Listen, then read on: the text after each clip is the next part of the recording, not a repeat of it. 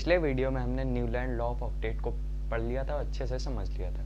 आज हम पढ़ेंगे मेंडलीव की पीरियोडिक टेबल। इसमें मैंने पहले ही से लिख रखा हुआ है the physical and chemical property of the element are periodic function of their atomic masses.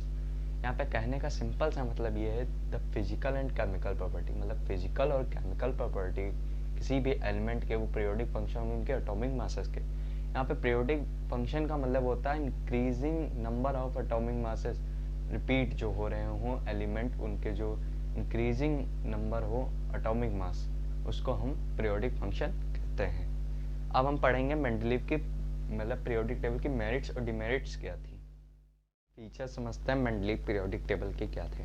पहला पॉइंट मैंने लिख रखा हुआ है पहले से ही, 12 horizontal rows have been created in Mendeleev periodic table named as series. मतलब 12 हॉरिजॉन्टल रोज क्रिएट की गई थी इस टेबल में, जिसका नाम सीरीज रख दिया गया था। ऐसे ही दूसरा पॉइंट है, in this periodic table 8th vertical columns way created named age group. इसमें इसी पीरियोडिक टेबल में 8th वर्टिकल कॉलम्स क्रिएट किए गए थे, जिसका नाम ग्रुप रख दिया गया था।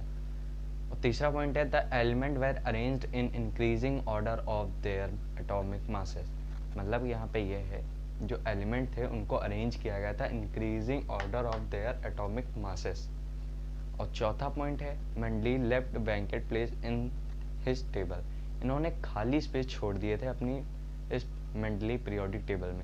इनको मतलब यकीन था कि फ्यूचर में कुछ नए एलिमेंट्स आएंगे। न्यूलैंड जी ने कह दिया था कि नहीं आएंगे, और मेंडलीव को मतलब वो विश्वास था कि हाँ फ्यूचर में नए एलिमेंट डिस्कवर होंगे, इसलिए उन्होंने क्या किए थे, अपने मेंडलीव अपनी टेबल में ब्लैंक स्पेस छोड़ दिए थे।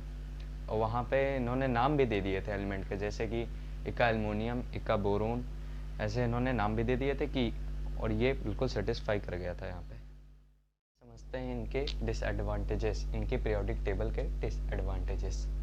पहला यहाँ पे पॉइंट है, position of hydrogen was not fix. Hydrogen की पोजीशन फिक्स ही नहीं थी इनके मेंडलीव पीरियोडिक टेबल में। और दूसरा पॉइंट है, no position for noble gas. इन्होंने कोई भी पोजीशन नहीं छोड़ी थी नोबल गैस के लिए। और तीसरा है, they give wrong position of cobalt and निकल। इन्होंने एक पॉइंट कहा था, एटॉमिक मास के बढ़ते हुए क्रम में एलिमेंट को रखा था इन्होंने। तो यहाँ पे क्या, निकल जो है वो कोबाल्ट से हल्का है, तो इन्होंने निकल को बाद में रख दिया था, कोबाल्ट को पहले रख दिया था। ये इनका गलत हो गया था यहाँ पे। और चौथा यहाँ पे है, no space for lanthanoid and actinoid के लिए। मतलब लेंथेनाइड और एस्टेनॉइड के लिए कोई भी स्पेस इन्होंने अपनी पीरियोडिक टेबल में नहीं रखा था। ये हो गया हमारा disadvantages of Mendeleev periodic table. तो यहाँ से हमने पूरी मेंडलीव पीरियोडिक टेबल को समझ लिया है। अब हम पढ़ेंगे अगले वीडियो में मॉडर्न पीरियोडिक टेबल। होप करता हूँ आपको इतना सब कुछ समझ में आया होगा। अच्छा लगे तो लाइक और सब्सक्राइब जरूर करें। थैंक्स फॉर वॉचिंग, और ज़्यादा से ज़्यादा अपने दोस्तों को भी शेयर करें।